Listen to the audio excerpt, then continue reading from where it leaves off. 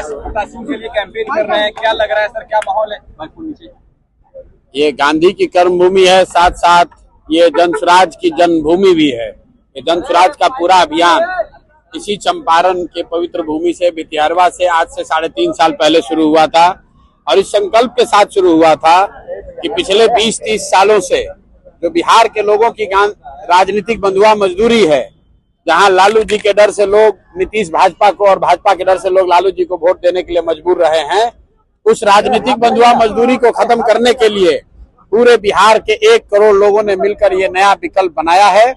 ऐसा विकल्प जहां आपके बच्चों की चिंता हो, आपके बच्चों के लिए पढ़ाई और रोजगार हो, और आज वही पौधा वट वृक्ष बनकर यहाँ पर एक विकल्प के सामने लोगों के सामने उपलब्ध है। अब लोगों को अगले 10 दिन 15 दिन के अंदर ये निर्णय लेना है कि क्या अभी की जो भ्रष्ट व्यवस्था है उसी को चलाना है, पुराने वाले जंगल राज को लाना है, या नई व्यवस्था बनानी है। अगर नई व्यवस्था बनाएंगे तो आपके बच्चों के लिए पढ़ाई और रोजगार होगा, और अभी की व्यवस्था चलाते रहिएगा तो भ्रष्टाचार से मुक्ति नहीं मिलेगी, आपके बच्चों को पलायन करना पड़ेगा, मजदूरी करनी पड़ेगी। इसीलिए सारे लोगों से मेरा अनुरोध है कि इस बार जगिए, जाति धर्म से ऊपर उठकर, नाली गली पैसे 500 रुपए मुर्गा भात से ऊपर उठकर अपने और अपने बच्चों के लिए बस्ता छाप पर वोट दबाइए, बटन दबाइए और जनसुराज की व्यवस्था बनाइए, ताकि बिहार के में एक नए युग की शुरुआत हो सके। एनडीए सारे रिकॉर्ड तोड़ने जा रही है जीत का। बिल्कुल, पीएम मोदी आए हैं, उनको रिकॉर्ड तोड़ने के लिए कहना चाहिए कि इस बार रिकॉर्ड ऐसा टूट गया कि छठ में लाखों बच्चे बिहार के वापस घर नहीं आ रहे हैं। ये रिकॉर्ड बनाया जा रहा है। 12,000 ट्रेन का वादा किया था मोदी जी ने और इनकी सरकार ने, और आप देखिए पूरे देश में हर रेलवे स्टेशन पर, हर बस स्टैंड पर बिहार के बच्चे धक्का खा रहे हैं, लाठी डंडा पड़ रहा है उनको, ट्रेन में सीढ़ी पर बैठकर, लैट्रिन में बैठकर बच्चों को आना पड़ रहा है। ये मोदी जी की सरकार है और ये लोग इतना डरे हुए हैं कि बिहार के लोगों को आने नहीं दे रहे, क्योंकि जान रहे हैं कि वो लड़के जब आएंगे बिहार में तो इस बार इनका नींव हिलने वाला है। लेकिन बिहार के लोगों को ये सीखने समझने की जरूरत है कि गुजरात के लोगों के लिए 1 लाख करोड़ का बुलेट ट्रेन चल रहा है और बिहार के बच्चों को छठ में घर आने के लिए पैसेंजर ट्रेन भी नसीब नहीं है। तो मेरे भाई एक बार संकल्प लो और जिन लोगों ने आपके बच्चों का ये दुर्दशा किया है उसको पूरा सबक सिखाइए। इस चुनाव में इनको झाड़ू से मारकर बाहर भगाइए, नहीं तो आपके बच्चों को ऐसे ही गुजरात में जाकर मजदूरी करनी पड़ेगी।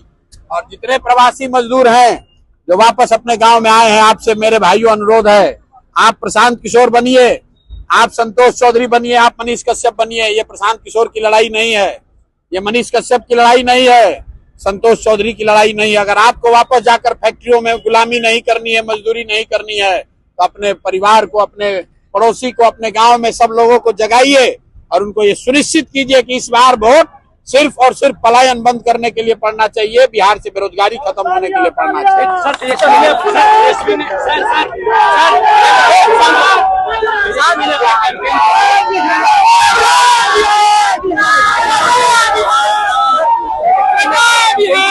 कहा कि मुख्यमंत्री मैं बनूंगा तो पूरे बिहार की जनता मुख्यमंत्री बनेगी, और साथ में कहा कि जो सरकार 20 साल में नहीं कर पाई हम 20 महीने में करके दिखाएंगे। अब थोड़े दिन में तेजस्वी यादव कहेंगे कि हमको मुख्यमंत्री बनाइएगा तो बिहार को सोने का लंका बना देंगे। अब यही कहना बाकी है। 18 वर्ष में इनके माँ बाप और ये लोग बिहार को लूट के कंगाल बना दिया। अब कह रहा है कि फिर से हमको बनाइए ताकि हम फिर से और लूटे। 15 साल में जब लालू यादव की सरकार थी तो बिहार में किस तरह का जंगल राज था वो एक एक आदमी को याद है, कोई उस झांसे में पड़ने वाला नहीं है।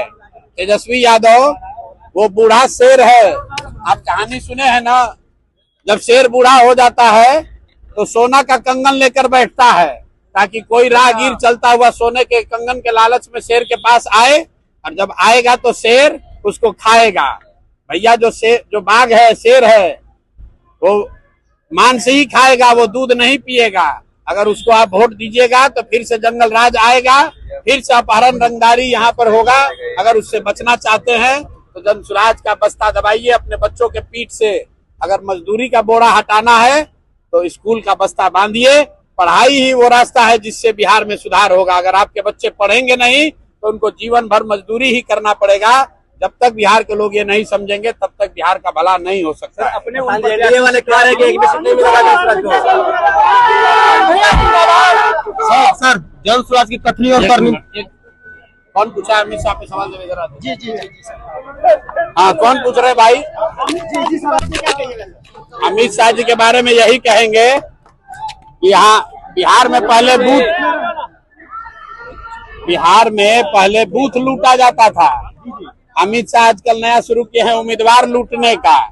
तो पहले कुछ बूथ लूटा जाता था तो दूसरे गांव में लोग दबा के उसके खिलाफ वोट देते थे, उनको हराते थे। तो इस बार जो तीन गो 4 गो उम्मीदवार लूटे हैं अमित शाह, तो आज एक सूद समेत उनको वापस कर दिए गोपालगंज में, और बाकी का हिसाब बिहार की जनता करेगी। बिहार की जनता देख रही है कि ये गुजरात के लोग चाहते हैं कि दिल्ली में बैठ के बिहार के लोगों का भविष्य तय करें, ताकि बिहार मजदूरों का फैक्ट्री बना रहे और बिहार के बच्चे जाएं गुजरात में मजदूरी करने, और गुजरात का आदमी फैक्ट्री का मालिक बनकर हम लोग प्रशासन करे। इसलिए एक भी आदमी जो भाजपा को वोट देगा वो अपने बच्चों को मजदूर बनाने के लिए वही जिम्मेवार होगा।